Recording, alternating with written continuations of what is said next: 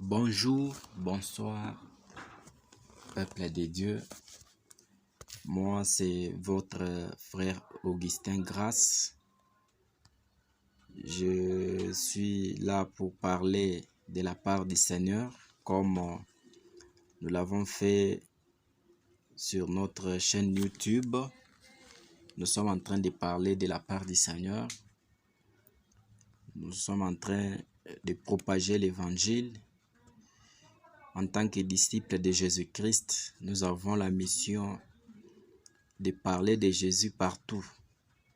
Les réseaux sociaux aujourd'hui sont tout un moyen très important qui nous permettent de diffuser, de partager la pensée du Seigneur avec vous, quels que soient les milieux où vous vous retrouvez. Peut-être nous n'avons pas la possibilité de venir là où vous êtes, mais au moins par ces moyens, nous partageons la parole du Seigneur, puisque nous ne pouvons pas utiliser les réseaux sociaux comme tout le monde les utilise. Si les païens se servent des réseaux sociaux pour publier des histoires qui ne sont pas dignes, mais nous au moins, nous voulons utiliser toujours les mêmes réseaux sociaux pour partager la pensée du Seigneur, partager avec vous.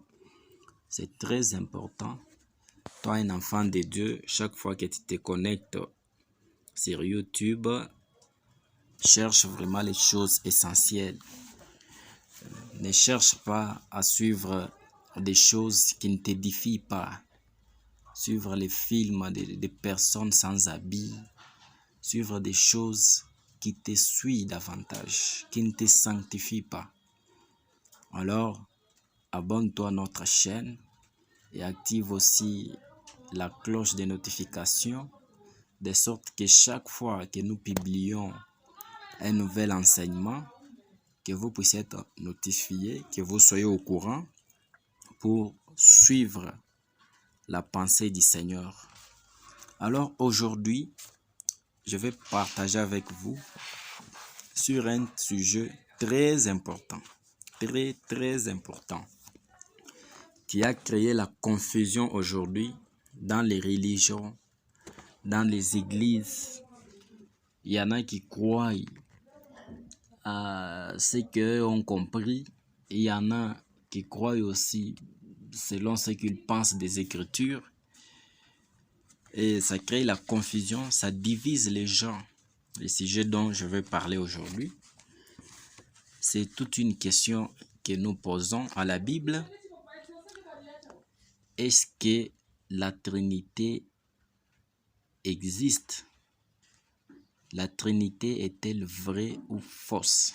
C'est ça notre sujet d'aujourd'hui. Nous allons poser cette question-là, pas à moi, mais à la Bible. Puisque moi, je suis un homme, j'ai aussi besoin de la lumière. La lumière, je la tire de la Bible. Nous allons interroger les Écritures. Est-ce que la Trinité existe? Est-ce que la Trinité est une vérité? Puisque aujourd'hui, il y en a qui disent que la Trinité n'existe pas. Il y en a qui disent que la Trinité est vraie. Et chacun exhibe des versets bibliques. Alors, les gens sont divisés.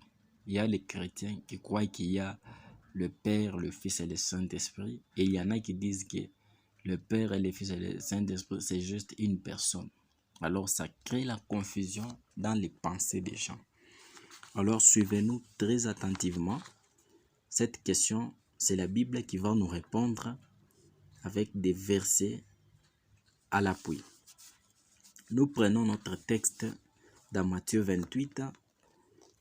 J'ai lu à partir du 19e verset au nom de Jésus-Christ. Je commence par le verset 18. La Bible dit, « Jésus s'étant approché, leur parla ainsi. Tout pouvoir m'a été donné dans le ciel et sur la terre. Allez, faites de toutes les nations des disciples, les baptisant au nom du Père, du Fils et du Saint-Esprit. Enseignez-leur à observer tout ce que je vous ai prescrit. et voici, je suis avec vous tous les jours jusqu'à la fin du monde. Alors, nous voyons Jésus-Christ, notre Sauveur, donner un commandement à ses disciples d'aller faire de toutes les nations des disciples, les baptisant au nom du Père, du Fils et du Saint-Esprit.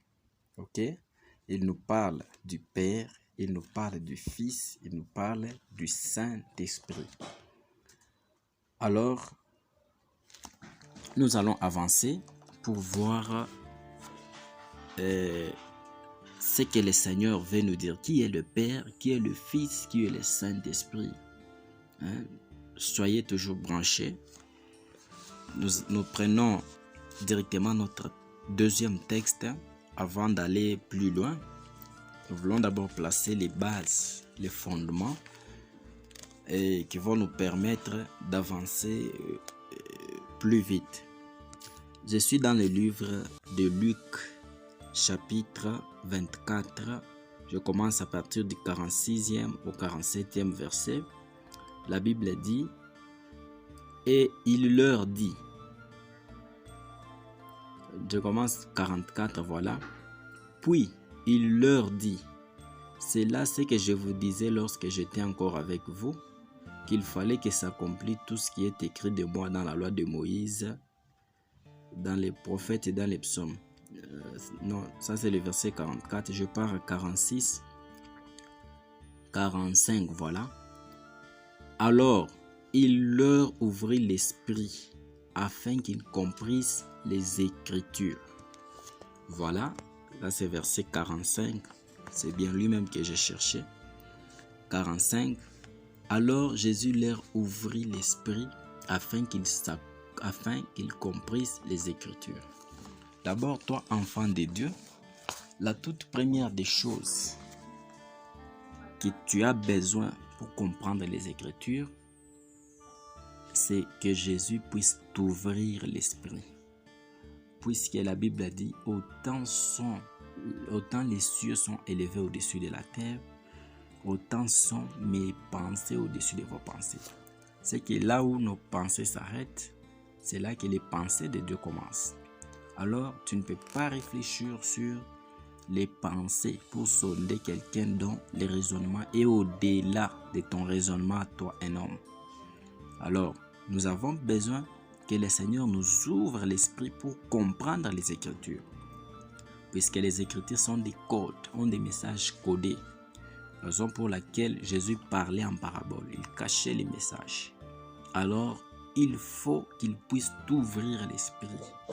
Il faut que Jésus puisse te donner le Saint-Esprit pour que tu puisses comprendre les Écritures. Et tu dois toujours, chaque fois, quand tu lis la Bible, méditer, demander au Saint-Esprit de t'aider, d'ouvrir ton intelligence pour que tu puisses comprendre les choses de Dieu. Bien-aimé, la Bible est très différente de tous les livres du monde. Tous les livres scientifiques, les dictionnaires, tu peux lire les choses en français, les comprendre en français. Ce n'est pas le cas avec la Bible. La Bible aussi, c'est tout un dictionnaire défini à la manière de Dieu. C'est là où Dieu définit les choses de sa façon. Et nous ne sommes pas obligés de comprendre les choses qui sont écrites dans la Bible en français. Non. Je répète, on ne peut pas comprendre la Bible en français. Mais on doit comprendre la Bible dans le langage biblique. Puisque selon la Bible, nous avons deux langages, le langage terrestre et le langage céleste. Ou soit le langage charnel et le langage spirituel. Alors, nous disons ceci. Jésus a dit, la Bible a dit, il leur ouvrit l'esprit. Alors, toi et moi, nous entrons dans la Bible, dans les Écritures, pour comprendre si la Trinité, c'est une réalité ou bien ce n'est pas une vérité. Nous rentrons dans le livre de Matthieu. Je suis dans Matthieu 1. Matthieu 1, je lis du 20 au 23. Matthieu 1, du 20 au 23e verset. Écoutez ce que la Bible dit. Comme il y pensait, voici un ange du Seigneur lui apparut en songe et dit, Joseph, fils de David, ne crains pas de prendre avec toi Marie, ta femme, car l'enfant qu'elle a conçu vient du Saint-Esprit. Elle enfantera un fils et lui donnera. Elle enfantera un fils et tu lui donneras le nom de Jésus. C'est lui qui sauvera son peuple de ses péchés. Tout cela arriva afin que s'accomplisse ce que le Seigneur avait annoncé par le prophète. Voici, la Vierge sera enceinte, elle enfantera un fils et on lui donnera le nom d'Emmanuel, ce qui signifie Dieu avec nous. Vous comprenez? Ici, nous voyons le plan de salut. Suivez-moi très attentivement. Je vais avec vous petit à petit pour comprendre la vérité dans la Bible. Le plan de Dieu de sauver l'humanité. Alors, pour sauver l'humanité, Dieu avait un plan d'envoyer son Fils. Alors, il a prédit par des prophètes. Nous allons entrer même dans la loi, dans les prophètes, pour voir là où le Seigneur avait promis le salut pour le peuple. Alors, il envoie un Fils et lui donne le nom de Jésus. Le nom de Jésus signifie sauveur. Et la Bible dit on l'appellera Emmanuel. Ok? Ce qui signifie Dieu avec nous. C'est que quand nous voyons Jésus, nous voyons Dieu avec nous. Que soit Dieu parmi nous. C'est ça Emmanuel. Dieu parmi nous, Dieu avec nous. Ok? Nous avançons. Dans la Bible, il est écrit que le Fils de l'homme, je m'excuse, je parlais de Jésus, voilà. La Bible dit on l'appellera Emmanuel, Dieu avec nous. Donc si nous voyons Jésus, c'est Dieu. Quand les apôtres marchaient avec Jésus, autrement, ils marchaient avec Dieu lui-même. C'est ça. Alors, Jésus lui-même, lorsqu'il veut aller au ciel, après avoir prêché, il dit de baptiser au nom du Père, du Fils et du Saint-Esprit. Mais nous remarquons dans la Bible, il n'y a aucun apôtre qui a baptisé au nom du Père, du Fils et du Saint-Esprit. Puisque le nom du Père, du Fils et du Saint-Esprit, c'est tout un mystère que nous ne connaissons pas encore. Mais avec la Bible et au cours de notre vidéo ici, nous allons comprendre le nom de Dieu. Puisque les gens croient que le Père, le Fils et le Saint-Esprit, c'est trois esprits différents. Donc, un esprit qui est Père, un deuxième qui est Fils, un troisième qui est Saint-Esprit. Puisque déjà ici, Emmanuel, Dieu avec nous, c'est-à-dire Jésus aussi est Dieu. Maintenant, comme il est Dieu parmi nous, on ne peut pas dire qu'il y a deux dieux ou trois dieux. Parce que déjà, le Père, Dieu, le Fils qui est parmi nous, on l'appelle Emmanuel. C'est que Dieu avec nous. Vous voyez? Dieu et le Saint-Esprit aussi est Dieu. Vous voyez? Donc, si vous mettez dans votre tête la mathématique, les lois physiques, vous allez compter que nous avons trois dieux, ce qui est faux. Ok? Ce qui est faux. Alors, suivez ce que cela signifie. Je suis dans le livre des Actes, chapitre 2. Puisque la Bible s'interprète elle-même. Une écriture explique une autre. Dieu a déjà tout mis par écrit. Je suis dans Acte 2, 37 à 38. Écoutez, Pierre, quand il a reçu le Saint-Esprit, il dit ceci.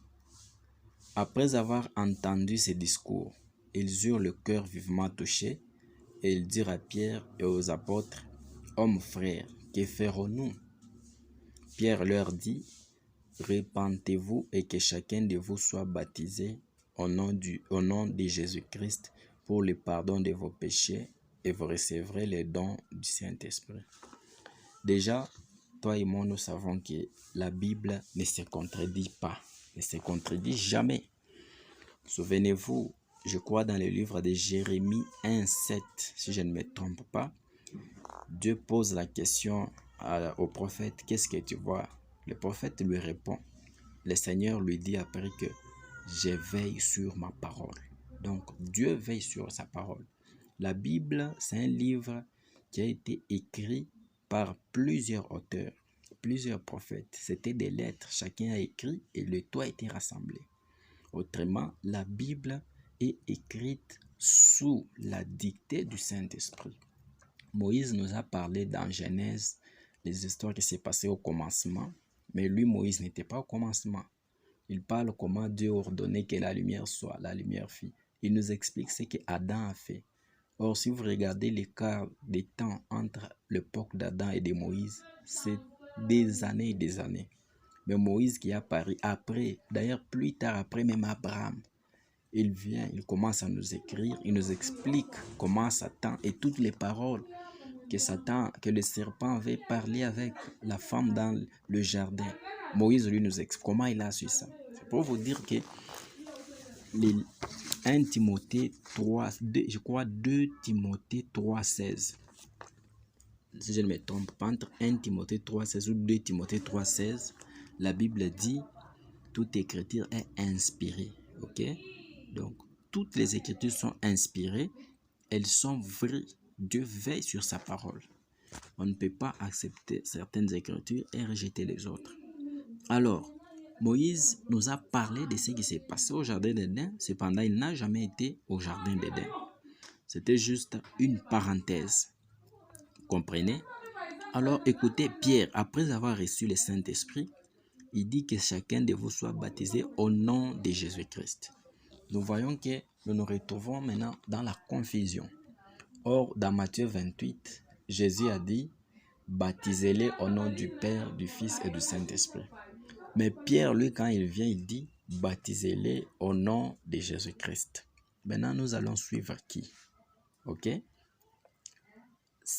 Les gens qui n'ont pas une suffisance de connaissances, ils avancent des arguments faibles, disant que non, Jésus est plus grand que Pierre, on fait ce que Jésus a dit. Vous voyez, ce qui n'est pas exact. Ça, c'est une raison faible. Ça, c'est un argument de faible qui n'a pas sa place dans les Écritures. Puisque dans Proverbe 16,4, la Bible dit, Dieu a fait tout pour un but. Chaque chose a un objectif. Pierre n'a pas contredit Jésus. Déjà, je t'ai dit que chaque fois que tu rencontres une contradiction dans la Bible, sache que c'est toi qui as mal compris. Tu dois chercher une interprétation. Tu dois chercher une révélation. Il y a les Écritures qui ont l'essence seulement en révélation, qui ont l'essence en prophétie, qui ont l'essence en doctrine, et qui ont l'essence soit en connaissance. Alors, toi, tu vas prendre l'Écriture, tu commences à réfléchir. Tu fondes une doctrine sur un verset. Non. Tu ne peux pas fonder toute une doctrine sur un seul verset biblique. Tu vas contredire les autres versets. Il faut toujours chercher la révélation cachée dans les autres Écritures. Voilà. Donc, ici, Pierre nous dit, répentez-vous que chacun de vous soit baptisé au nom de Jésus-Christ. Donc, nous comprenons que les noms du Père, du Fils et du Saint-Esprit que Jésus avait demandé, c'est ça les noms de Jésus-Christ. Pourquoi? Regardez dans Matthieu 28, 19, le mot nom est au singulier, ok? C'est une évidence. On dit baptisez-les au nom du Père, du Fils et du Saint-Esprit. C'est que il n'y a pas S à la fin du mot nom. Donc c'est un seul nom qui appartient au Père, au Fils et au Saint-Esprit. C'est ça. Puisque c'est un seul nom qui appartient au Père, au Fils et au Saint-Esprit. Or, nous savons que le mot d'abord Père, c'est un nom. Le mot Fils, c'est un nom. Le mot Saint-Esprit, c'est aussi un nom. Mais pourquoi la Bible n'a pas dit vous les baptiserez au nom, au même nom au pluriel? C'est que beaucoup de noms. Les noms du Père, le nom du Fils et le nom du Saint-Esprit. C'est avec raison. puisque c'est un seul nom qui appartient au Père et au Fils et au Saint-Esprit. Si vous êtes en cours de route, vous criez « Père », beaucoup de gens vont vous regarder, puisque c'est un nom commun. Toute personne qui est responsable, qui a un enfant, va vous regarder puisqu'il est Père. De même, quand vous criez « Fils », beaucoup de gens, en route ici, il y a beaucoup de gens vont vous regarder. Puisque chacun sait que non, moi je suis fils de tel, peut-être c'est mon père qui m'appelle. Et quand vous appelez aussi esprit, bon, ça ce n'est pas le nom exact. Puisque esprit, même le diable c'est un esprit. Les démons sont des esprits. Le fait d'ajouter saint, là c'est par rapport, c'est un qualificatif. Ça qualifie l'esprit est saint. Ok, sans péché, sans tâche, hein? C'est ça. Donc, le nom qui appartient au Père, au Fils et au Saint-Esprit, c'est le nom de Jésus-Christ. C'est ça. Alors, nous avançons. Je suis dans le livre de Matthieu 16. Écoutez ce que la Bible a dit. Matthieu 16. Et vous, je commence par 15. Et vous, leur dit-il, qui dites-vous que je suis? Simon-Pierre répondit, tu es le Christ, le Fils du Dieu vivant. Vous voyez? C'est que Pierre avait la révélation.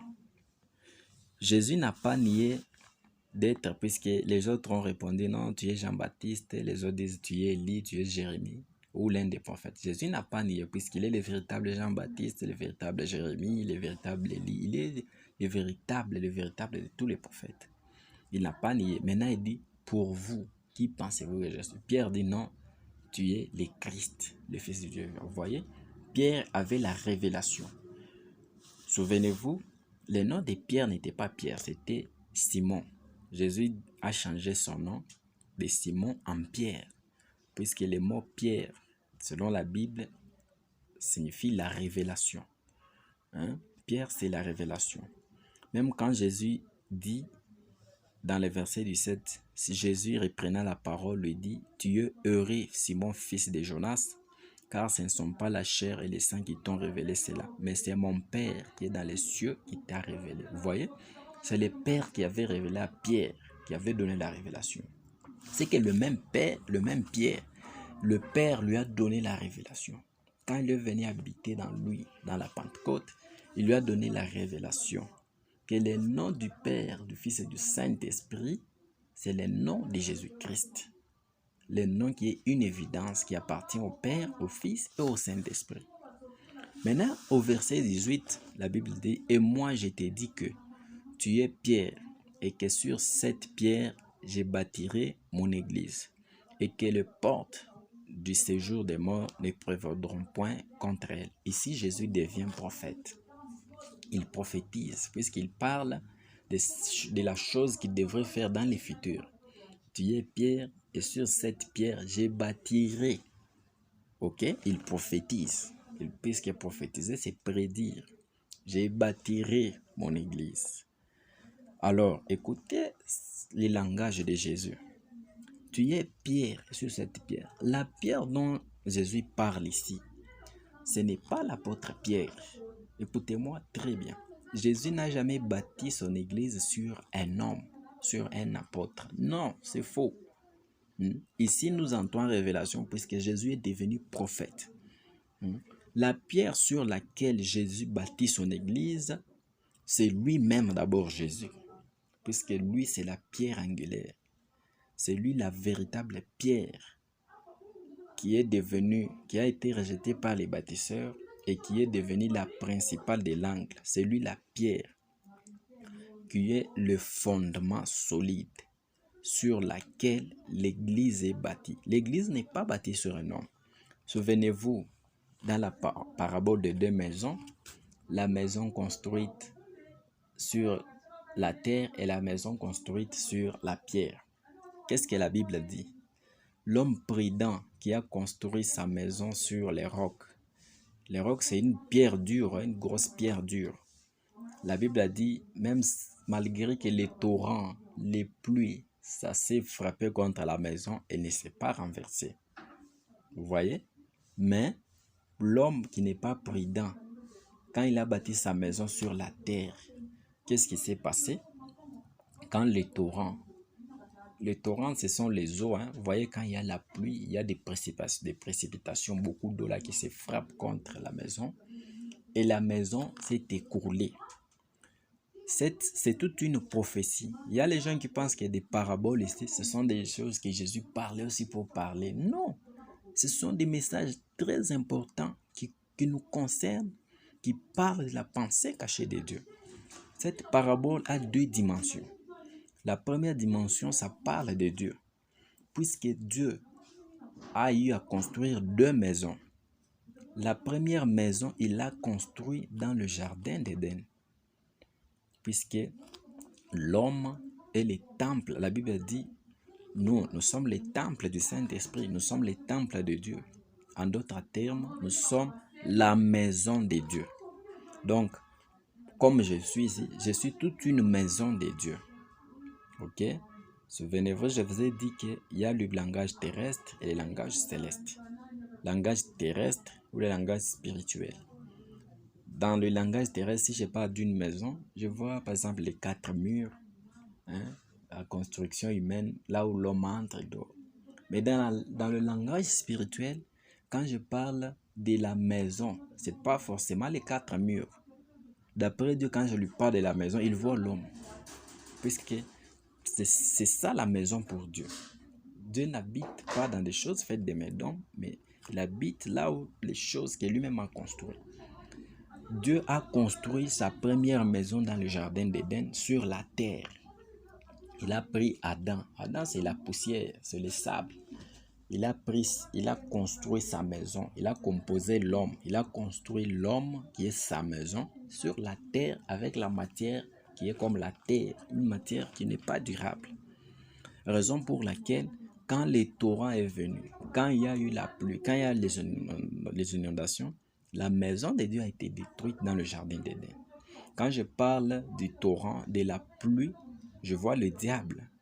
Puisque je me souviens, si vous partez dans Ésaïe, nous pouvons lire rapidement, même si c'est une parenthèse.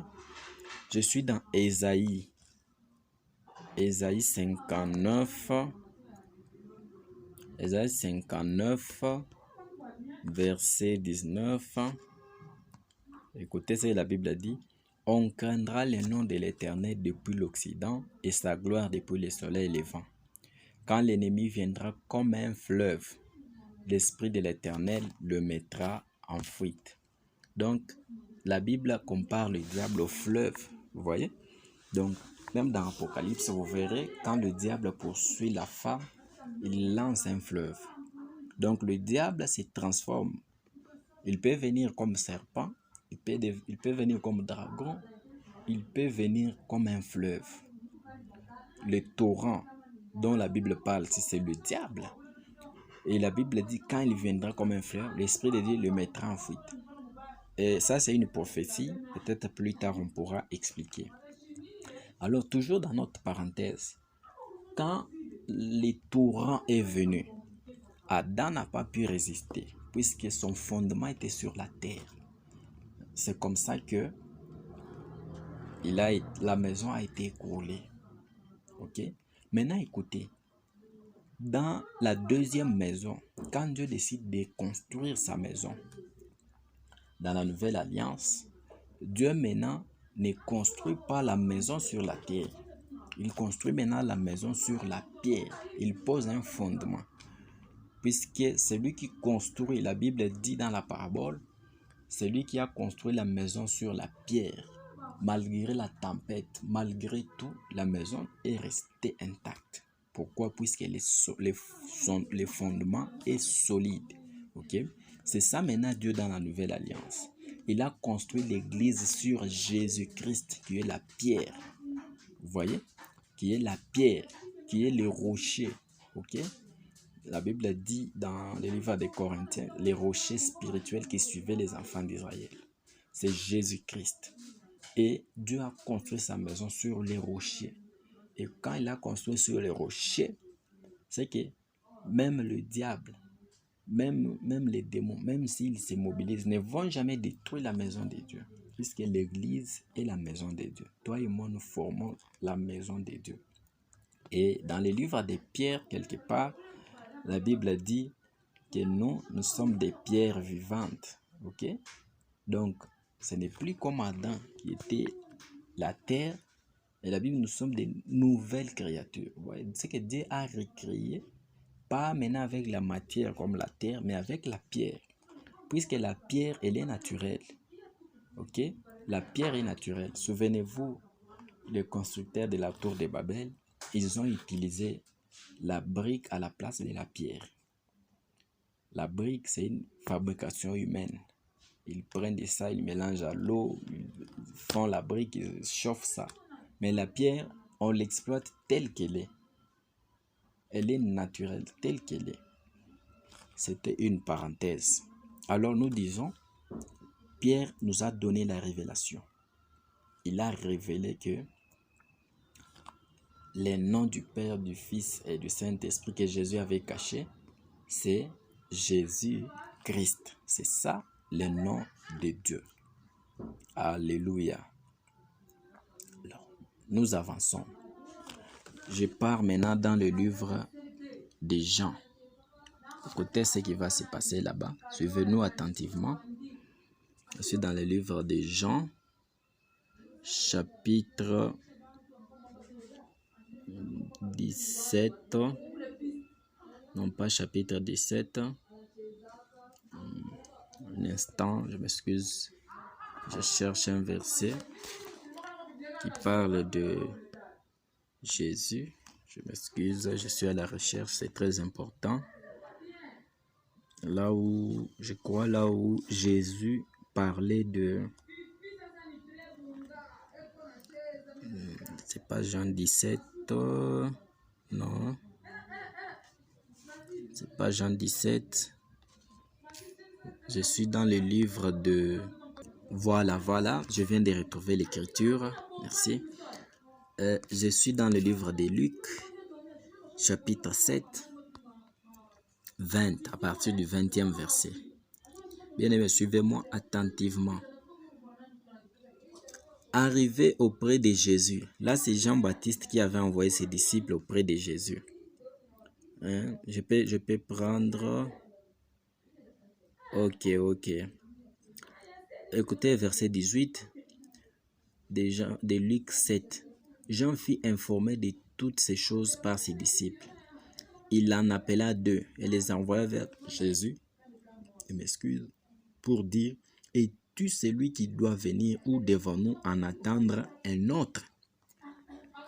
Arrivés auprès de Jésus, ils dirent, Jean-Baptiste nous a envoyés vers toi pour dire, es-tu celui qui doit venir ou devons-nous en attendre un autre? À l'heure même, Jésus guérit plusieurs personnes de maladies, d'infirmités, d'esprits malins, et il rendit la vue à plusieurs aveugles. Et il leur répondit, allez rapporter à Jean ce que vous avez vu et entendu. Les aveugles voient, les boiteux marchent, les lépreux sont purifiés, les sourds entendent, les morts ressuscitent. La bonne nouvelle est annoncée aux pauvres. Bien aimé, ça vraiment c'est très important. Imaginez, on vient poser la question à Jésus. Es-tu celui qui doit venir ou nous devons nous attendre à un autre? Au lieu de répondre par oui ou non, Jésus n'a pas fait cela. Il n'a pas dit je suis celui qui doit venir ou soit je ne suis pas. Mais écoutez la réponse que Jésus leur dit. Il dit allez rapporter à Jean ce que vous avez vu et entendu. Les aveugles voient, les boiteux marchent, les sourds entendent. Il leur dit pourquoi Jésus avait donné une telle réponse. Ok? Maintenant, nous rentrons dans les livres d'Ésaïe. Je suis dans le livre d'Ésaïe, chapitre 35. C'est là que nous trouvons la réponse. La réponse à cette question. Je vous ai dit, la Bible s'interprète elle-même. On ne peut pas réfléchir sur les Écritures.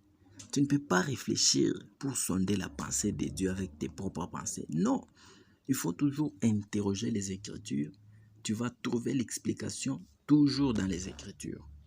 je suis dans le livre d'Ésaïe 35. C'est là que nous allons trouver la réponse à Luc 7. Pourquoi Jésus n'a pas dit « c'est moi » ou bien « ce n'est pas moi ». Je commence par le verset 4. Dites à ceux qui ont le cœur troublé, prenez courage, ne craignez point. Voici votre Dieu. La vengeance viendra, la rétribution des dieux. Il viendra lui-même et vous sauvera. Verset 5. Alors s'ouvriront les yeux des aveugles, s'ouvriront les oreilles des sourds. Alors le boiteux sautera comme un cerf, la langue du muet éclatera de joie. Vous voyez? Car des eaux jailliront. Je m'arrête là. Jésus dit, allez dire à Jean, les aveugles voient, les lépreux sont purifiés. Or, ici, je suis dans le livre d'Ésaïe 35, à partir du verset 4. Le nom de Jésus n'était pas encore connu. Cette prophétie a été donnée par le prophète Ésaïe. Depuis longtemps, des années, on ne connaissait pas le nom de Jésus. C'est Ésaïe qui avait prophétisé au peuple que voici votre Dieu, il viendra lui-même. Ok, verset 4. Il viendra lui-même, j'insiste. La Bible dit il viendra lui-même. Ici, la Bible n'a pas dit que votre Dieu enverra son fils, ou soit il enverra un ange ou il enverra quelqu'un. Non. La Bible dit ici que votre Dieu, il viendra lui-même et vous sauvera. Donc Dieu est sauveur ici. Il devrait quitter le trône lui-même, puisqu'il n'y a qu'un seul Dieu. Nous sommes d'accord, il n'y a pas deux dieux au trône. Il n'y a qu'un seul Dieu qui est assis sur le trône. Maintenant, le seul Dieu, le maître de tout, il promet de quitter le trône et de venir lui-même avec l'objectif de sauver. La Bible dit, il viendra lui-même et vous sauvera. Pas il enverra son fils, pas il enverra quelqu'un. Non, il viendra lui-même et vous sauvera. Il vient avec la mission de sauver. Or, le nom de Jésus signifie sauveur. C'est que Dieu devrait descendre. Maintenant, quels sont les signes par lesquels on devrait reconnaître l'Éternel des armées qui devrait descendre? Comme signe, écoutez, Ésaïe 35, verset 5. Alors s'ouvriront les yeux des aveugles, les oreilles des sourds, les boiteux sautera comme un cerf. Vous voyez les signes. Donc, les enfants d'Israël devaient remarquer si quand l'Éternel devrait venir lui-même, les boiteux devraient marcher, les sourds devraient entendre, les gens, des malades devraient être guéris. Vous voyez les signes. C'est ce que Jésus a répondu à Jean. Allez dire à Jean que les aveugles voient, les lépreux sont purifiés. Donc, il y a les miracles. Pour dire quoi? C'est lui qui devrait, il a renvoyé Jean à la prophétie d'Ésaïe 35, 4, que c'est moi-même, le plus grand Dieu des cieux, le maître suprême de toutes choses, le créateur de toutes choses. C'est moi qui suis descendu. Mais dans la chair humaine, c'est moi. Donc, vous ne devez pas vous attendre à un autre, c'est moi. Vous voyez, c'est ça la réponse. C'est que le Dieu des cieux, c'est Jésus-Christ. C'est ça son nom, qui est descendu pour sauver le peuple. C'est Jésus qui nous a sauvés. Nous avançons. Je suis toujours dans le livre d'Ésaïe. Je pars au verset 9. Chapitre 9 plutôt, verset 6. Écoutez ce que la Bible dit. Car un enfant nous est né, un fils nous est donné, et la domination reposera sur son épaule. On l'appellera admirable, conseiller, Dieu puissant, Père éternel, prince de paix. Bien-aimé, l'enfant qui est né et le fils qui nous est donné, c'est qui? C'est Jésus-Christ. Parce que quand on parle d'un enfant et un fils, c'est deux dimensions différentes. On ne va pas entrer en profondeur là-dessus. Mais nous savons ici qu'on parle de Jésus qui devrait naître. La Bible dit on l'appellera admirable. conseiller, Dieu puissant. Il y a combien de dieux puissants? Puisque Dieu a dit dans la Bible qu'il n'y a point de Dieu près de moi. Maintenant, pourquoi on devrait appeler Jésus Dieu puissant? Puisque Dieu est jaloux. La Bible a dit qu'il ne partage pas sa gloire avec quelqu'un d'autre. On l'appellera Dieu puissant, Père éternel, Prince de la paix. Il existe combien de Pères éternels? La Bible appelle Jésus ici Père éternel. Il existe combien de Pères éternels? Il n'existe qu'un seul Père éternel qui est assis sur le trône. Vous comprenez? C'est que quand tu vois Jésus-Christ, c'est le Père éternel, c'est le Créateur des cieux et de la terre qui est descendu, qui s'est dépouillé. Selon Philippiens, je crois, 4, 6, si je ne me trompe pas, Philippiens 4, 6, qui nous montre comment Dieu s'est dépouillé. Il s'est dépouillé, se rendant comme un simple homme. Il s'est dépouillé. Alors, les gens n'ont pas pu croire. Pour eux, ils voulaient voir, je ne sais pas comment les hommes voulaient que Dieu puisse descendre. La première fois, quand l'Éternel a quitté le trône pour descendre dans sa pleine puissance, personne n'avait supporté. Il était descendu à la montagne de Sinaï. Alors, quand il est descendu au mont Sinaï, la Bible dit qu'il y a eu des pestes ténèbres, il y a eu des éclairs, il y a eu tremblements de terre, il y a eu des tonnerres. Bien aimé, il y avait des bruits terribles.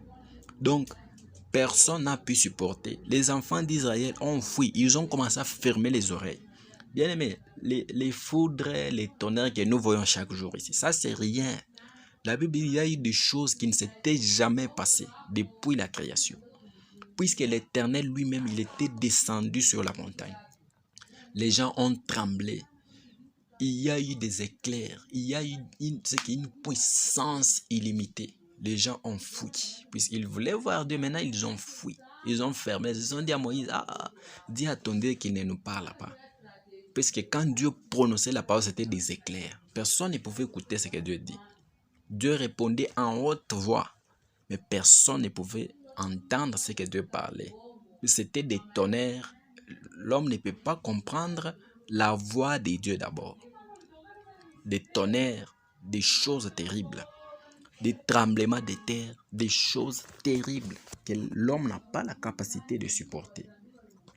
C'est ainsi que quand il veut maintenant venir pour sauver l'homme, il se décompose. Il se regarde et dit, bon, je suis descendu dans ma pleine puissance, ils n'ont pas pu supporter. Là maintenant je descends, je me fais frère, je descends comme un simple homme.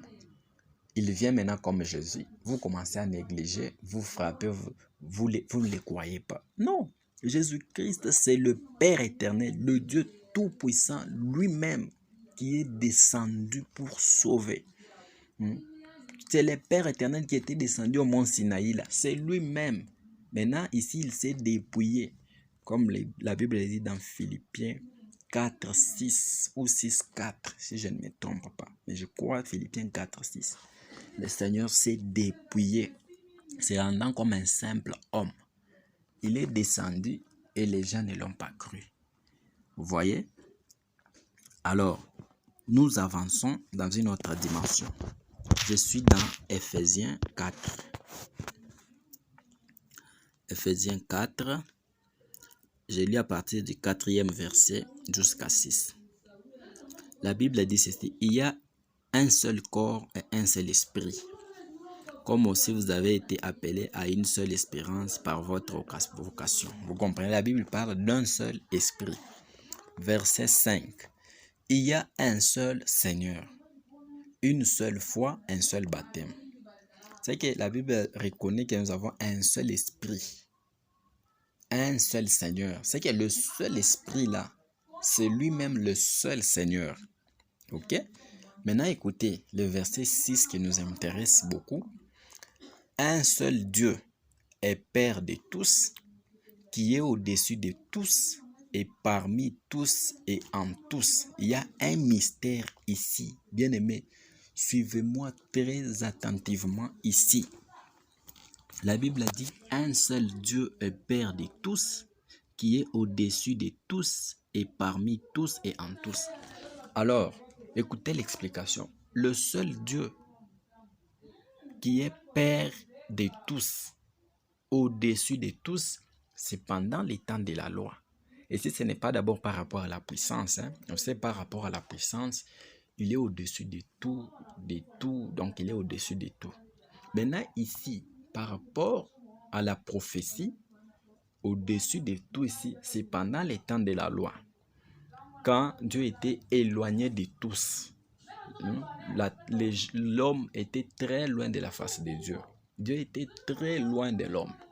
Vous voyez, c'est pendant les temps de la loi où l'homme était encore dans ses péchés. Quelle que soit la loi, les péchés perduraient et croissaient toujours. Maintenant, la Bible a dit qu'il est au-dessus de tous et parmi tous. Qui? Donc, le seul Dieu qui est Père au-dessus de tous, il est maintenant où? Parmi tous. Parmi tous, c'est ça, Emmanuel. Emmanuel signifie Dieu avec nous, ou soit Dieu parmi les hommes. Dieu parmi nous, c'est ça Emmanuel. Parmi tous, c'est ça Emmanuel. C'est ça Jésus. Vous voyez? C'est que le seul Dieu qui était au-dessus de tous dans la loi, celui qui est descendu maintenant, il est devenu Emmanuel. Vous voyez la rotation que Dieu fait. Dans l'ancienne alliance, il a joué le rôle de Père éloigné de tous. Maintenant, quand il veut venir sauver, il descend, il se fait maintenant Emmanuel. C'est que toujours le même Père parmi tous. Là, il marche maintenant avec les hommes. Écoutez maintenant, et en tous, là maintenant c'est le Saint-Esprit.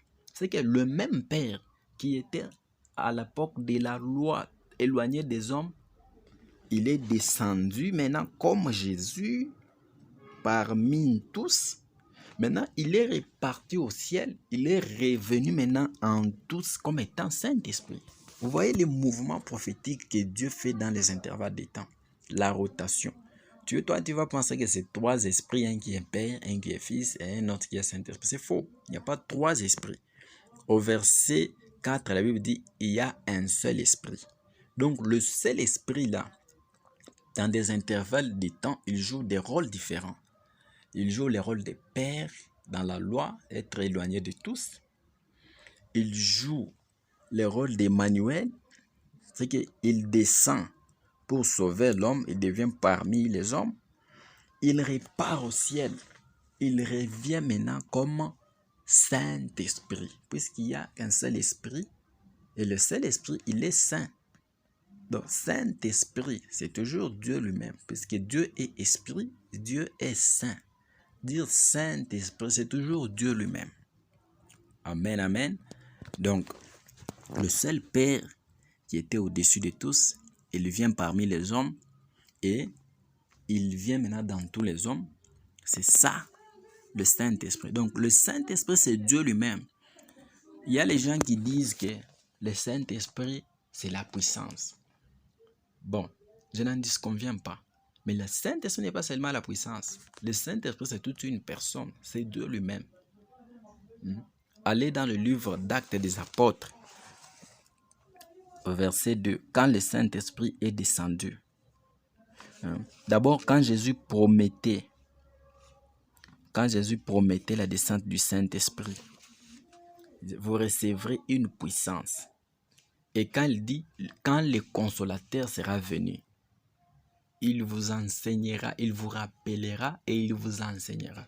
Donc, le Saint-Esprit, c'est une personne. Souvenez-vous aussi, dans la prière, toujours dans l'Acte des Apôtres, le Seigneur avait donné une révélation. C'est le Saint-Esprit qui avait donné la révélation. Il dit, mettez-moi à part Paul et Barnabas, mettez-moi à part Paul pour l'œuvre à laquelle je l'ai appelé. Vous voyez, le Saint-Esprit, c'est une personne. Il parle, il révèle, celui qui sonde les profondeurs de Dieu. De même aussi, Ananias et Saphira, quand ils ont menti à Pierre, Pierre leur a dit quoi? Ce n'est pas à un homme que vous avez menti, Vous avez menti au Saint-Esprit. Ok? Mentir au Saint-Esprit, c'est-à-dire c'est à Dieu. Vous n'avez pas menti à un homme, mais c'est à Dieu. Donc tu mens au Saint-Esprit, tu as menti à Dieu. Parce que le Saint-Esprit, c'est Dieu lui-même. C'est lui qui nous montre des visions, c'est lui qui nous parle, c'est lui qui nous instruit, c'est lui qui est avec nous. Le Saint-Esprit, c'est Dieu lui-même. Alors, c'est ça le mouvement prophétique que le Seigneur a fait. Le même esprit qui est en nous. Bien-aimés, il n'existe pas 2 Saint-Esprits ou 3 Saint-Esprits. Nous sommes des millions peut-être des chrétiens sur la terre. Moi, j'ai le Saint-Esprit. Toi, tu as le Saint-Esprit. Tel a le Saint-Esprit. Maintenant, si tu veux mettre ta pensée, ton raisonnement humain, tu vas dire qu'il y a 1 million de Saint-Esprit. Imagine, partout au monde, il y a des gens qui prient. Le Saint-Esprit est partout. Il est dans ta vie, il est dans la vie de l'autre, il est dans la vie de tout celui qui a reçu le Seigneur Jésus. Maintenant, si toi, tu vas appliquer les lois physiques, compter le nombre de gens, donc nombre de gens serait égal au nombre du Saint-Esprit. Or, il n'y a qu'un seul Saint-Esprit qui a la capacité d'habiter. Bien-aimé, Dieu ne répond pas aux lois physiques de la nature. Quand Jésus dit « Je suis dans le Père et le Père est en moi », physiquement, c'est impossible. L'eau ne peut pas être dans le verre et le verre dans la même eau. Non, c'est impossible. Soit les stylos est dans les sachets, ou soit les sachets dans les stylos. Ok? Ou soit les laits est dans la boîte, ou soit la boîte est dans les laits. Tu ne peux pas prendre le même lait et la même boîte. Tu prends la même boîte, tu couvres ça de lait et en même temps, le même lait là à l'intérieur. Non, c'est impossible. Ou soit le même verre d'eau ici, le même verre avec la même eau. Le verre tantôt dans l'eau et l'eau. Non, c'est impossible. Ça ne peut pas se faire. C'est impossible, ça ne peut pas se faire. Bien-aimé, ça ne peut pas se faire. Donc, pour dire physiquement, c'est impossible. Donc, c'est un langage spirituel. Il y a le langage terrestre et le langage spirituel. Donc, Jésus ne parlait pas de quelqu'un d'autre que de lui-même. Le Père qui habitait en lui. L'Esprit, le Saint-Esprit, c'est le Père. Puisque le Père qui habitait dans Jésus, nous voyons, c'est le Saint-Esprit que Jésus avait reçu. Il faisait tout par le Saint-Esprit. Alors, le Saint-Esprit qui était dans Jésus, c'est lui le Père qui conduisait Jésus en tout. Jésus était dans la chair, mais guidé par le Saint-Esprit qui était le Père qui vivait dans Jésus-Christ. Alléluia. Alors, nous avançons encore. Je pars maintenant dans le livre, puisque en même temps que nous voulons démontrer, nous allons conclure à la fin si la Trinité existe ou pas. Mais déjà, tu es en train de comprendre ce que la Bible dit. Je suis dans Jean 17, à partir de 5 à 6. La Bible dit ceci. Et maintenant, toi, Père, ça c'est la prière que Jésus faisait pour les disciples. Et maintenant, toi, Père, glorifie-moi auprès de toi, de la même gloire que j'avais auprès de toi avant que le monde fût. J'ai fait écouter attentivement le verset 6 de Jean 17. J'ai fait connaître ton nom aux hommes que tu m'as donnés du milieu du monde. Ils étaient à toi et tu me les as donnés et ils ont gardé ta parole. Écoutez, Jésus dit quoi? J'ai fait connaître ton nom. Ok? Jésus priait le Père. Vous allez me poser la question, mais lui qui était Père sur la terre, quel est encore le Père qu'il priait au ciel? Nous allons répondre toujours avec les Écritures. Il dit, Père, j'ai fait connaître ton nom aux hommes que tu m'as donnés. Maintenant, je vous pose la question. Quel est le nom du Père que Jésus nous a fait connaître? Puisque lui, il dit au Père que non, j'ai fait connaître ton nom. C'est le nom du Père. Ton nom, je l'ai fait connaître aux hommes. Maintenant, quel est le nom que le Fils nous a fait connaître? C'est le nom de Jésus. Donc, le nom du Père. Ok? Le nom du Père que le Fils nous a fait connaître, c'est le nom de Jésus-Christ. Puisque quand nous parlons je crois, si nous partons dans, Luc 4, 18. Le 4, 18. Écoutez ce que la Bible dit. Ça, c'est Jésus qui parle. Il dit, je commence par 17. Et on lui remit les livres du prophète Isaïe. L'ayant déroulé, il trouva l'endroit où il était écrit. L'Esprit du Seigneur est sur moi. Parce qu'il m'a oint pour annoncer la bonne nouvelle aux pauvres. Il m'a envoyé pour guérir ceux qui ont le cœur brisé. Ok? La Bible dit, l'Esprit du Seigneur est sur moi. Et si on nous parle de l'Esprit, on nous parle du Seigneur et moi. Le moi, c'est Jésus. Le Seigneur, c'est le Père. L'Esprit, c'est ça le Saint-Esprit. C'est que l'Esprit du Seigneur, le Seigneur qui est le Père, son Esprit qui est le Saint-Esprit, est sur moi, le Fils. Donc, Seigneur, c'est le Père. Jésus, le Fils, Christ, Esprit, le Saint-Esprit.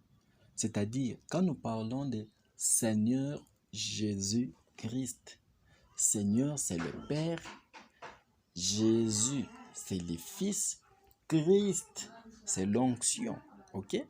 Puisque Christ, c'est l'onction. Quand on parle du Christ, on voit les oints. Jésus était oint de qui? Du Saint-Esprit. C'est quand nous parlons des oints, on voit l'onction. On voit l'onction. Seigneur, c'est le Père. Jésus, c'est le Fils. Christ, c'est ça le Saint-Esprit. C'est ça les noms qui étaient cachés. Les noms qui appartiennent au Père, au Fils et au Saint-Esprit. C'est les noms de Jésus-Christ. Donc, il incarne le Père, le Fils et le Saint-Esprit dans tous les temps. C'est que le Seigneur, le Père, qui agit pendant les temps des lois des prophètes, qui agit maintenant comme étant Jésus, il a sauvé, il monte, il devient maintenant comme Saint-Esprit, tous ces temps ici. Donc, ça signifie que le Seigneur, il a sauvé même les gens de l'ancien temps par le nom de Jésus. Puisque Seigneur Jésus-Christ, Père, Fils, Christ, Saint-Esprit. Ok? C'est à l'époque du Fils maintenant que même les gens qui étaient pendant les temps du Père, ils sont sauvés. Puisque le véritable nom de Dieu, c'est le nom de Jésus. Ok? C'est Jésus-Christ. Dans toutes ses dimensions, dans les temps du Père, au temps du Fils et au temps du Saint-Esprit. Nous sommes maintenant au temps du Saint-Esprit. Le Père a la loi, le Fils est venu, il a sauvé. Maintenant, le Saint-Esprit agit maintenant avec l'Église que le Fils a sauvé. Vous voyez? C'est que le Fils, quand il est venu, il a sauvé les gens même à l'époque du Père. C'est pourquoi quand il est resté, la Bible a dit clairement à la mort de Jésus, plusieurs de ceux qui étaient morts, la Bible dit qu'ils sont ressuscités, ils sont entrés dans la ville sainte. Vous voyez? C'est qu'il a libéré, même tous les prophètes de l'ancienne alliance, ils ont été libérés par le Fils. Puisque c'est lui qui avait le pouvoir de sauver. Il devait venir pour sauver tout le monde. C'était une parenthèse. Nous comprenons par cela qu'il n'existe pas trois esprits. Le seul esprit qui est Père, c'est lui qui est devenu Fils, qui est devenu encore Saint-Esprit. Maintenant, quand Jésus dit, je fais connaître ton nom au peuple que tu m'as, aux hommes que tu m'as donné, nous comprenons que les noms que le Fils nous a laissés, le nom du Père que le Fils nous a laissé, c'est le nom de Jésus-Christ. Vous voyez? C'est ça. Puisque Jésus-Christ est Dieu lui-même. Je suis dans Matthieu 4, verset 7. Écoutez ce que la Bible dit.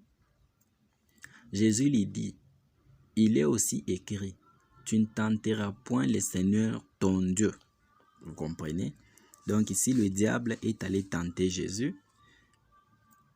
Il voulait que Jésus puisse se prosterner au-devant de lui pour l'adorer. Jésus a grondé, il a dit, tu ne tenteras point le Seigneur ton Dieu. Autrement, Jésus disait à Satan, Satan, tu oublies que je suis ton Dieu? Tu veux me tenter moi le Seigneur ton Dieu? Vous comprenez? C'est que Jésus a montré à Satan qu'il est le Dieu. Vous voyez? Il est le Dieu de Satan. C'est lui le Père. Vous comprenez? Écoutez, nous prenons un être témoin Jean 14, à partir de 8 à 9, la Bible dit ceci. Philippe lui dit, Seigneur, montre-nous le Père et cela nous suffit. Jésus lui dit, il y a si longtemps que je suis avec vous et tu ne m'as pas connu.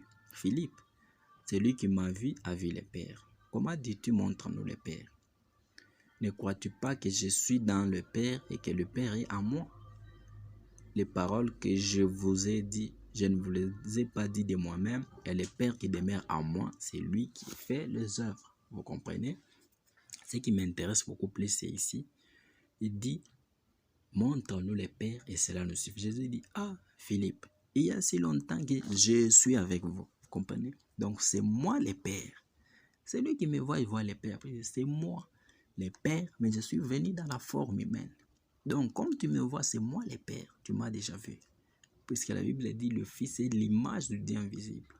Donc, quand le Père est venu, l'homme ne peut pas voir Dieu et vivre. Bien aimé, tu ne peux pas chercher à voir Dieu dans sa pleine puissance. Non, tu ne vas pas vivre, tu vas mourir. Il faut que Dieu se transforme en une forme pour te permettre de le voir. C'est comme ça qu'il est venu dans la chair comme étant Jésus-Christ. C'est que le nom de Jésus, c'est ça le nom de Dieu. Vous comprenez? C'est ça le nom de Dieu. Alors, nous avançons toujours dans notre enseignement.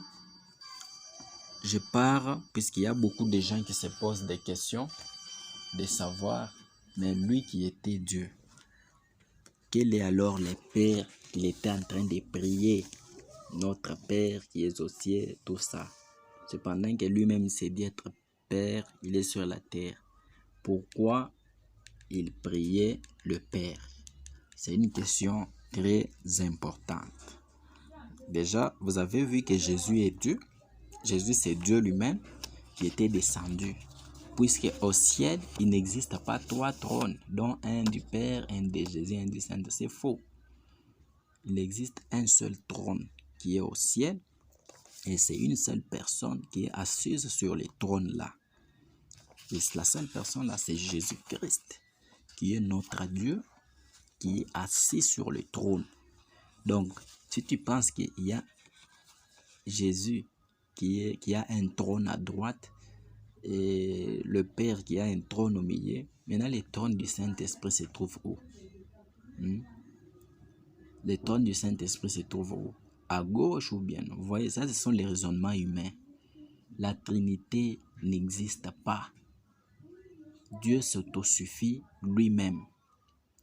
La Trinité n'existe pas. C'est un faux enseignement qui n'a pas sa place dans les Écritures. Vous voyez? Je prends d'abord Colossiens 3, 17. Colossiens 3, 17. Écoutez ce que la Bible dit. Colossiens 3, 17.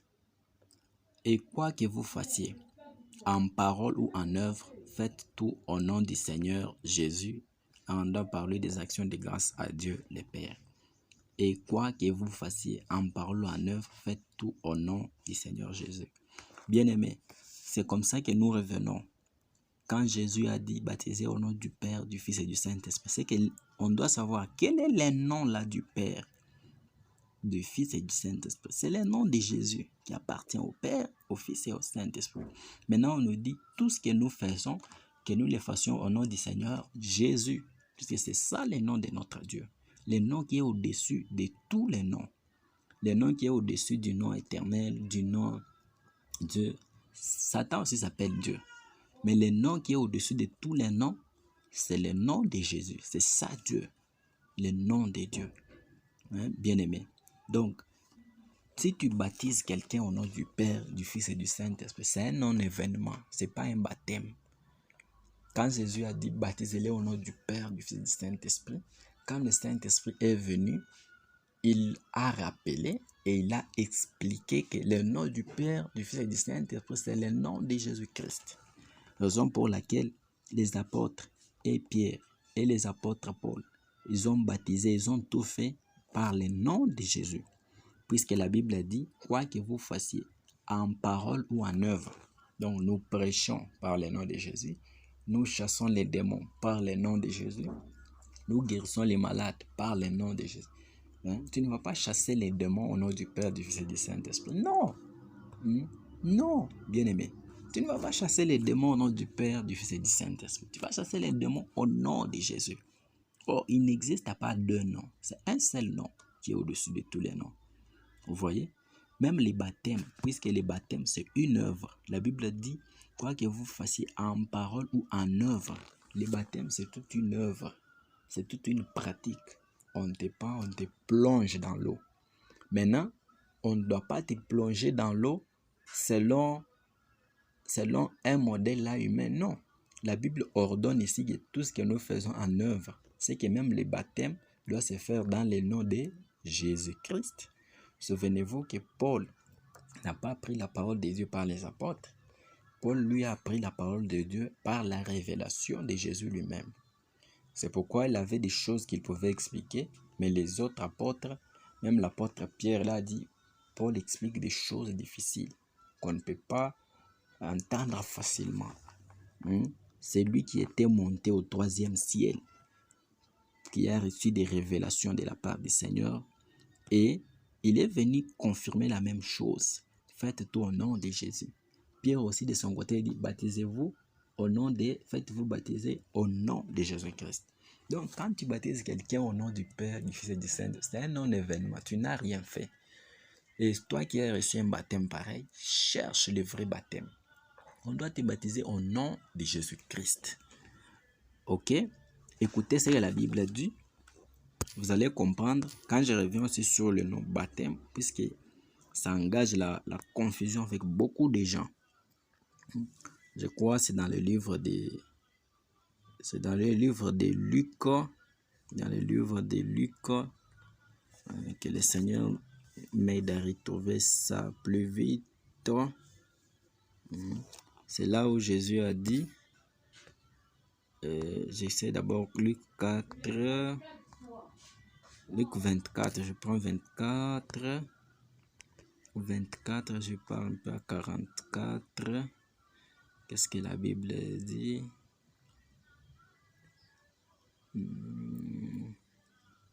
Ok, voilà. Je suis dans Luc 24, je lis à partir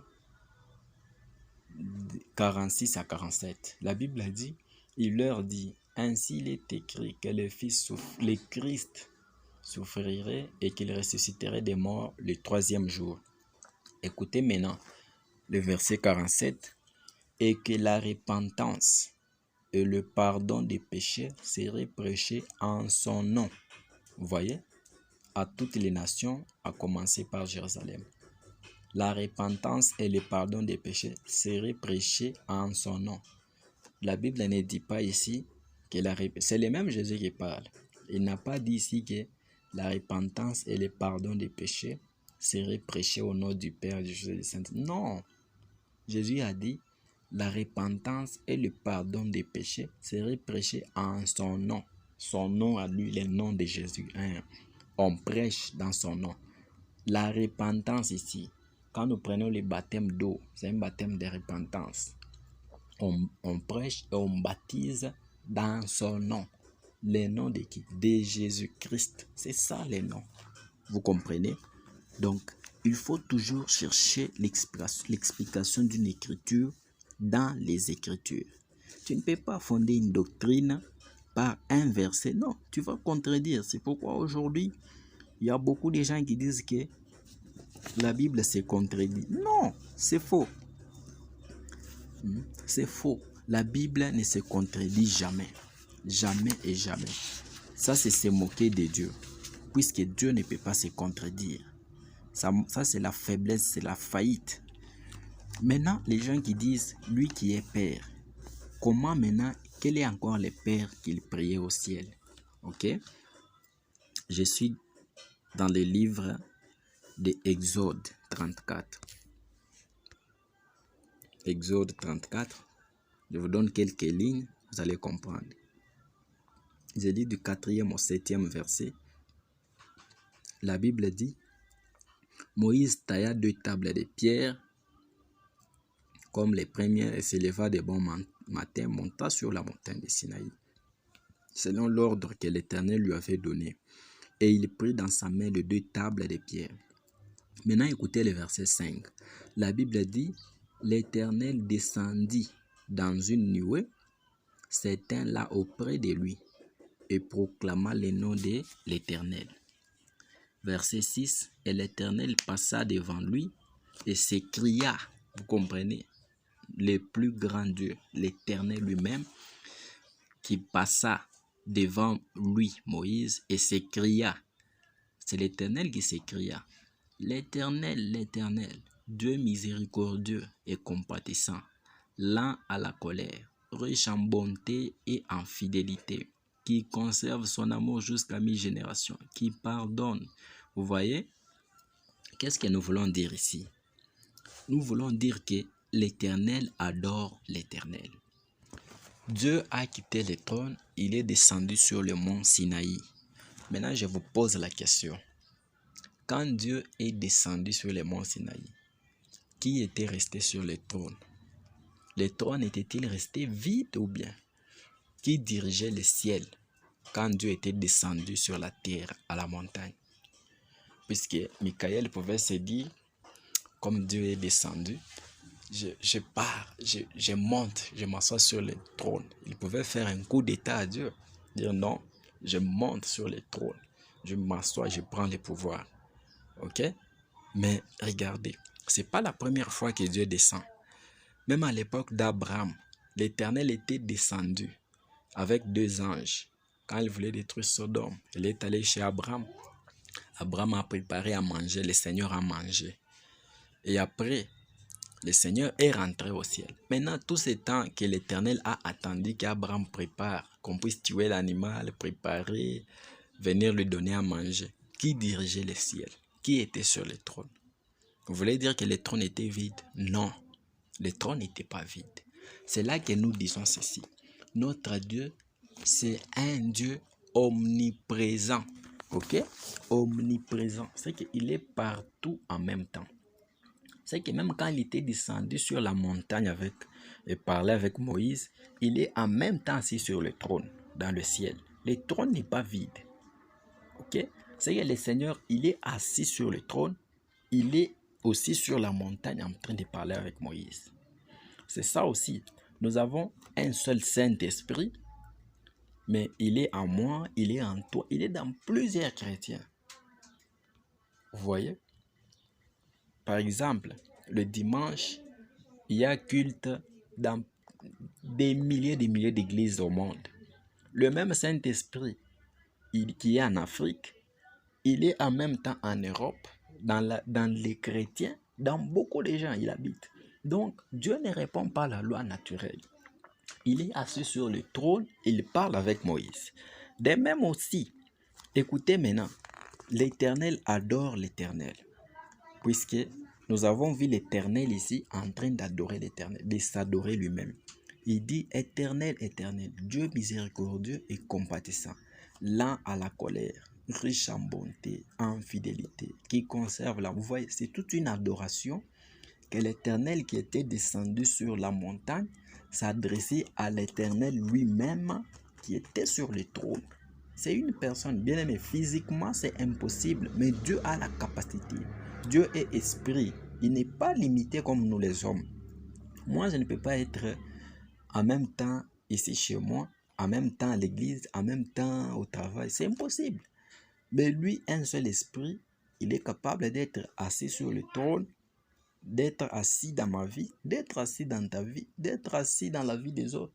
Vous voyez, ce sont les choses spirituelles que tu dois croire. C'est pourquoi il faut croire. Quand tu vas réfléchir, tu ne vas pas comprendre. Il faut comprendre les choses de Dieu telles que Dieu lui-même nous les donne. Alors, c'est normal que Jésus puisse prier le Père qui est assis sur le trône. Pourquoi? Puisqu'il est omniprésent. C'est qu'il est assis sur le trône. Il est aussi dans la chair sur la terre en train de marcher avec les gens. Il est sur le trône, il est chez Abraham. Il est sur le trône, il parle avec Moïse. Vous voyez? C'est ça. Donc, il ne faut pas se faire des illusions. sur les choses de Dieu.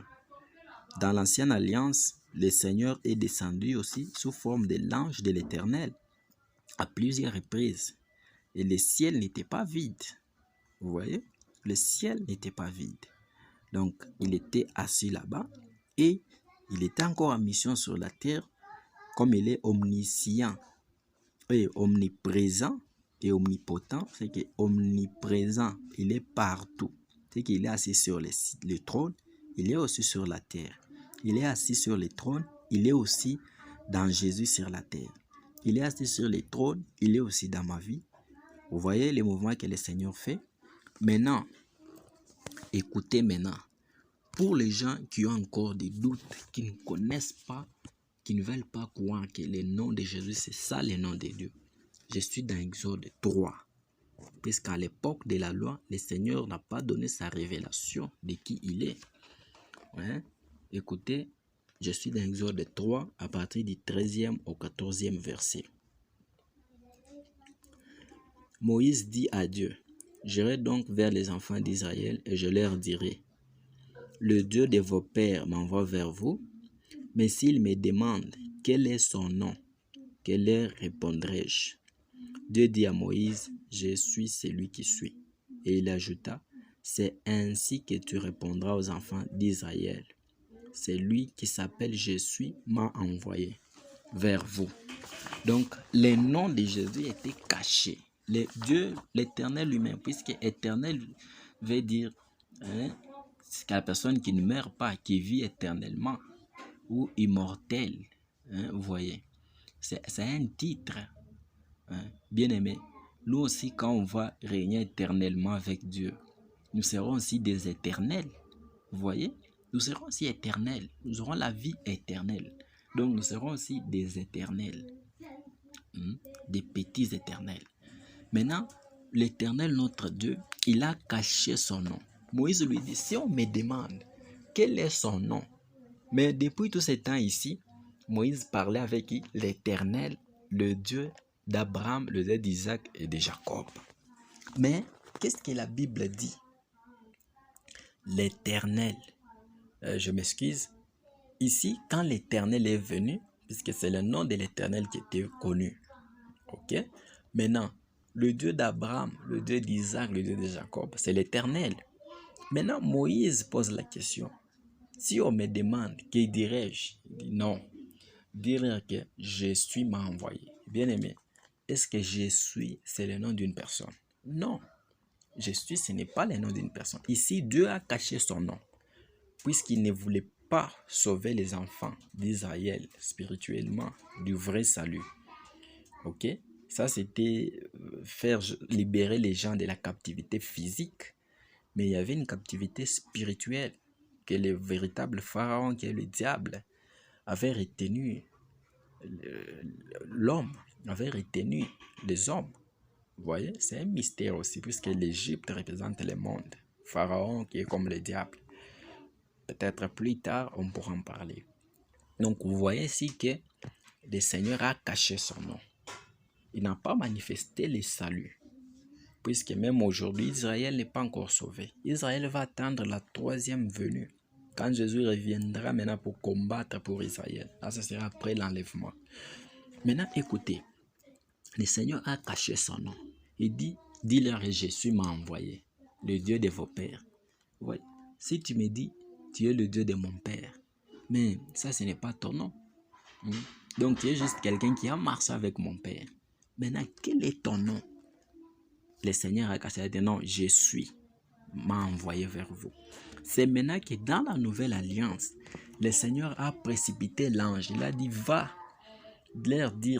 dire à Joseph, l'enfant qui naîtra, il sera appelé Jésus. Ok? Sauveur. Il sera appelé Jésus. Là maintenant, il a révélé le nom, puisque le nom de Jésus, ce n'est pas Joseph qui avait donné. C'est un nom qui a quitté le trône. C'est le nom de Dieu qui a quitté sur le trône, qui est descendu, qui a été communiqué à Joseph pour donner à l'enfant. Que l'enfant devrait naître, son nom devrait être appelé comment? Jésus-Christ. Vous voyez? C'est ça. Nous disons la vérité que la parole de Dieu s'interprète elle-même. Il n'y a pas de contradiction dans les Écritures. Il n'y a pas de contradiction dans la Bible. La Bible se complète elle-même. Donc, tu vas retenir ceci. La Trinité n'existe pas. Oh, nous avons Dieu le Père, Dieu le Fils, Dieu le Saint-Esprit. Trois dieux. C'est faux, ça n'existe pas. Donc, c'est un seul esprit qui a agi comme Père dans un temps. Dans un autre temps, il est devenu maintenant comme Fils. Dans un autre temps, il est devenu maintenant comme Saint-Esprit qui a travaillé comme ça. La Trinité n'existe pas, c'est faux. Au ciel, il n'y a pas trois trônes. Même quand Jean de Patmos est allé au ciel dans la vision, il a vu un seul trône, quelqu'un assis. Joseph, quand il a mis la pierre à son chevet dans son sommeil, il a vu un trône et une seule personne assise sur le trône. On n'a pas dit, oh, il y avait quelqu'un à côté, à droite ou soit. Non, il a vu un trône, une seule personne assise sur le trône, et il a vu l'échelle qui était du ciel jusqu'à sur la terre, les anges monter et descendre. Vous voyez? C'est ça. Au ciel, il n'y a qu'un seul trône et une seule personne assise sur le trône. C'est notre Dieu, le Seigneur Jésus-Christ, le Père éternel, le Maître de l'univers. C'est lui qui nous a sauvés du péché, c'est lui qui nous a sauvés de la mort, c'est lui qui nous a donné la liberté, qui nous a ramenés dans le jardin d'Éden, qui nous a redonné le pouvoir que Satan nous avait ravi. Et aujourd'hui, nous avons le pouvoir sur l'ennemi. Nous avons le pouvoir par la puissance de son nom. Bien-aimés, aujourd'hui, il y a les gens qui se fient à des enseignements qui viennent de la théologie. La théologie signifie quoi? Théo signifie Dieu. Logie, c'est la science. En d'autres termes, théologie signifie science qui étudie Dieu. On ne peut pas étudier Dieu, bien-aimé. Dieu se révèle. La Bible dit, qui peut connaître le Père si ce n'est que le Fils et celui à qui le Fils veut le révéler. Dieu se révèle. Dieu, on ne l'étudie pas. Dieu, ce n'est pas la science. Vous voyez, quand on dit théologie, c'est comme zoologie. C'est comme biologie aussi.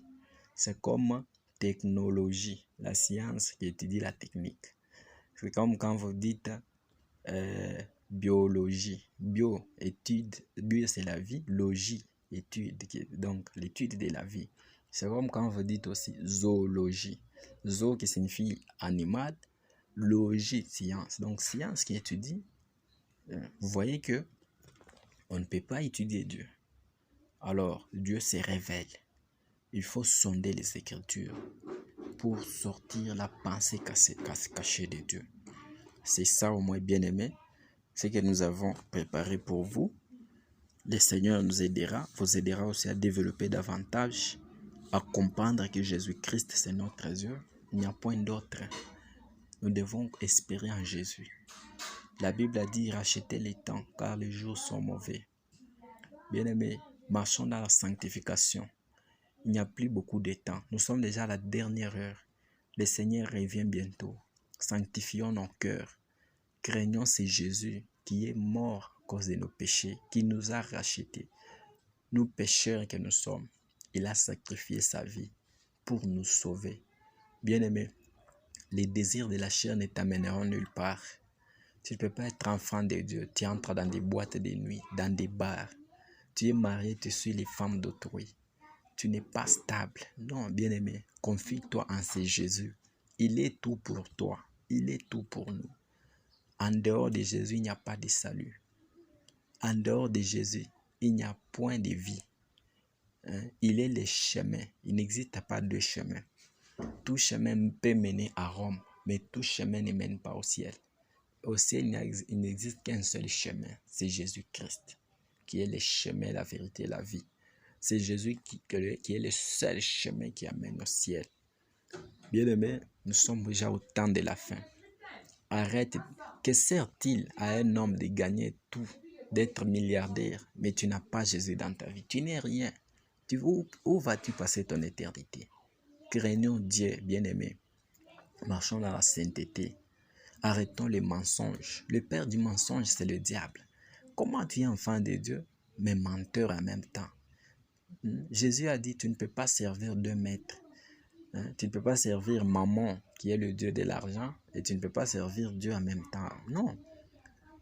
L'amour du monde, c'est l'inimitié contre Dieu. C'est Dieu qui connaît ta vie. C'est Dieu qui donne le travail. C'est Dieu qui bénit. Tu ne peux pas corrompre pour avoir le travail. Non, bien-aimé. Tu ne peux pas. C'est ton droit. Dieu va te donner le travail. Prie. Le Seigneur va t'aider. Tu ne peux pas être un enfant de Dieu, mais en même temps, tu as les gris-gris. Tu as la sorcellerie. Tu viens à l'église chaque jour, mais tu ne veux pas te repentir. Non. Repends-toi. Vois les hommes de Dieu. Confesse tes péchés devant Dieu. Que Dieu te pardonne. Que les hommes de Dieu prient pour ta délivrance. Que tu sois baptisé dans les eaux profondes. Dans le nom de Jésus-Christ. C'est ça, bien-aimé. Le monde est déjà perdu. Les signes que Jésus avait donnés dans Matthieu 24 sont en train de s'accomplir. Des tremblements de terre, des bruits de guerre. Aujourd'hui, nous entendons la guerre Russie-Ukraine. Il y a des guerres par-ci, par-là, des tremblements de terre. Aujourd'hui, les gens marchent nus, sans habits. Vous trouvez une personne qui marche avec un sous-vêtement en cours de route. Les gens n'ont plus honte. Ce sont des abominations et des abominations. Nous devons vivre selon les modèles de Jésus-Christ. Notre temps, nous n'avons que peu de temps sur la terre. Nous sommes des pèlerins, nous sommes des passagers sur la terre. Nous sommes au monde, mais nous ne sommes pas du monde. Tu es enfant de Dieu. Crains Dieu. Confie-toi en Dieu. La Bible dit, fais de l'éternel tes délices, il t'accordera tout ce que ton cœur désire. Tu veux l'argent, les voitures, les choses. Dieu va te donner. Tu ne peux pas entrer dans les sciences occultes juste pour avoir l'argent. Non. Il ne faut pas donner accès au diable. Tu vends ton âme pour le succès. Non, c'est rien, bien-aimé. Confie-toi en c'est Jésus. Il est tout pour toi. Il a tout.